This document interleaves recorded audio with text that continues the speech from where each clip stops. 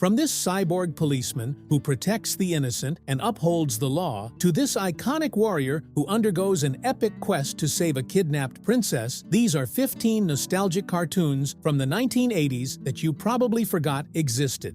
Turbo Teen, which ran from 1984 to 1985, was a short-lived animated series that followed the adventures of Brett Matthews, a teenager who could transform into a sports car. After crashing his car into a secret government facility, Brett is exposed to an experimental machine that gives him the bizarre ability to morph into a red sports car whenever he is exposed to extreme heat. The series aimed to capitalize on the popularity of Knight Rider and featured a similar car-centric concept. Notably, legendary comic artist Jack Kirby, known for creating iconic superheroes like the Fantastic Four and Black Panther, was part of the production crew. Though the premise was quirky and somewhat outlandish, Turbo Teen has been remembered and parodied in various forms over the years, including influences in electronic music and humorous references in modern animated shows. Denver the Last Dinosaur, which ran from 1988 to 1989, is a quintessential 80s cartoon that follows a group of California kids who discover a dinosaur egg at a construction site. The egg hatches to reveal Denver, a Corythosaurus, who quickly becomes their friend. The kids, eager to keep Denver a secret from adults, embark on various wacky adventures. Occasionally, they touch a magical fragment of Denver's shell to glimpse into the prehistoric past. Despite its attempts at being educational and moralistic, the show is best remembered for its fun and chaotic escapades. One notable episode even has Denver coerced into performing at a rock concert by a shady promoter. The show encapsulates the 80s spirit with its vibrant animation, rock and roll influences, and, of course, the memorable theme song that still resonates with those who watched it. Bravestarr, which ran from 1987 to 1988, was a groundbreaking sci-fi western series featuring a Native American lead, a rarity at the time. The show follows Marshall Bravestarr, the sheriff of New Texas, a planet 1,957 light-years from Earth. Bravestarr defended New Texas from villains like Stampede and the Carrion Bunch with the help of his loyal equestroid horse, 3030, who could transform into a bipedal form and wield an energy shotgun. Bravestarr had the unique ability to call upon spirit animals, granting him eyes of the hawk, speed of the puma, strength of the bear, and ears of the wolf. While the series is viewed as problematic today due to its portrayal of Native American culture, it was notable at the time for its diverse lead character. Despite its short run, Bravestarr remains a memorable piece of 80s animation history. RoboCop, the animated series, which ran only in 1988, was a children's show adaptation of the subversive 1987 science fiction film about a cybernetic cop in a dystopian Detroit. Despite the original film's intense violence and mature themes, Marvel Productions and Orion Pictures transformed it into a series suitable for younger audiences. The animated show toned down the graphic content, giving RoboCop a laser gun instead of a traditional firearm. It retained the core themes of the film, following RoboCop's ongoing battle against the corrupt megacorporation OCP, while exploring his struggle to reclaim his humanity. The series also addressed various social issues such as racism and pollution, reflecting the trend of 80s and 90s cartoons tackling complex topics. Despite its adjustments for a younger audience, the show maintained the essence of RoboCop's character and his mission in a crime-ridden world. Rambo, the Force of Freedom, which ran in 1986, is an animated series that significantly diverged from its film origins. While 1982's First Blood served as a critique of America's treatment of soldiers and issues like police overreach and toxic masculinity, the animated series transformed John Rambo into a hero leading an ethnically diverse team, including a ninja named White Dragon and a Native American ally named Chief. Together, they battled General Warhawk and the villainous organization Savage, specialist administrators of vengeance, anarchy, and global extortion. The show's themes were heavily toned down to be more kid-friendly, abandoning the serious tones of the movies. 1980s. Many involved with the original films reportedly found the show's existence embarrassing, as it strayed far from the original's critical commentary and embraced a more sanitized, action-oriented narrative typical of 1980s cartoons. Centurions,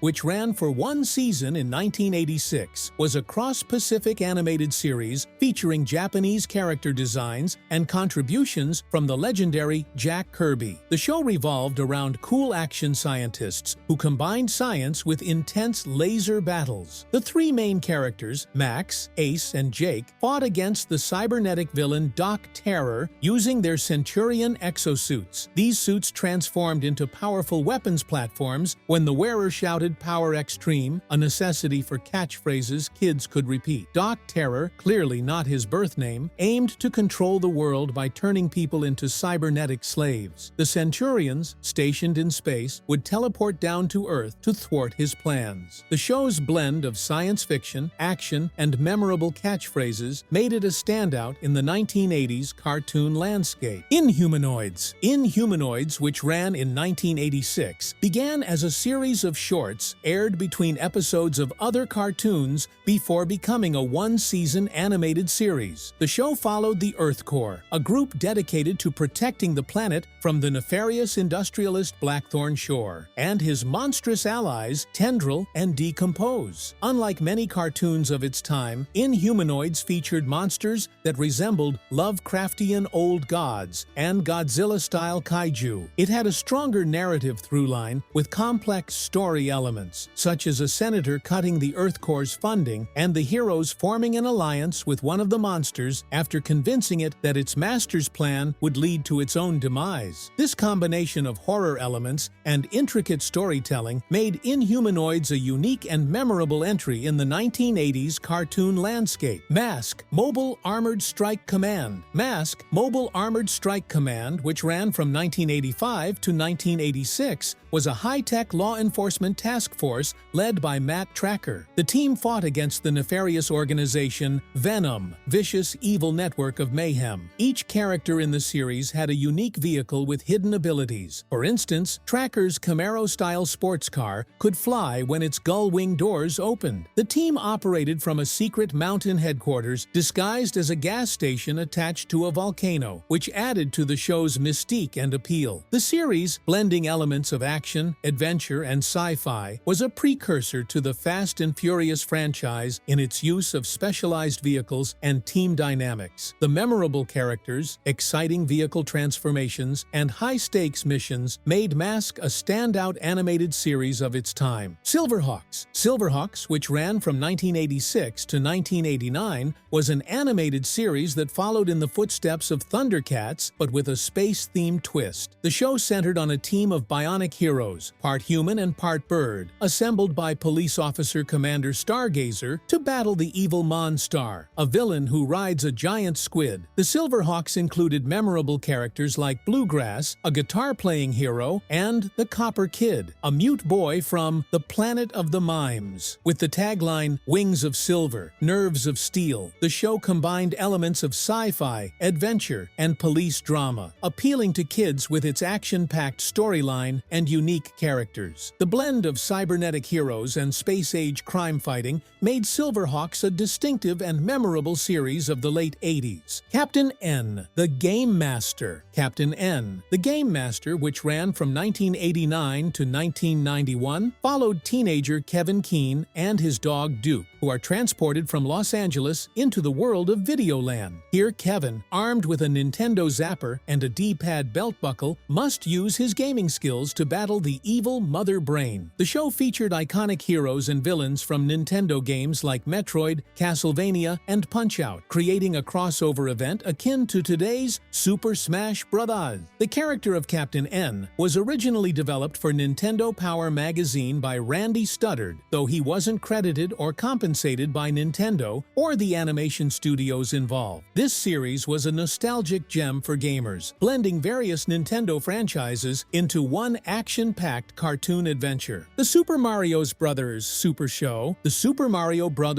Show aired from 1989 to 1991 and was a live-action animated hybrid series that capitalized on the popularity popularity of Nintendo's Mario franchise. Hosted by actor Lou Albano as Mario and Danny Wells as Luigi, the show featured live-action segments where Mario and Luigi went on comedic adventures, often involving various skits and interactions with the audience. The animated portion consisted of adventures featuring the Mario brothers as they battled Bowser and his minions to save Princess Toadstool and the Mushroom Kingdom. The show was notable for its vibrant and energetic approach, blending slapstick humor with action. It also introduced the iconic theme song that many fans still remember fondly, making it a memorable part of the late 80s and early 90s animation landscape. The Legend of Zelda. The Legend of Zelda cartoon aired from 1989 to 1989 as part of the Super Mario Bros. Super Show. It was an animated adaptation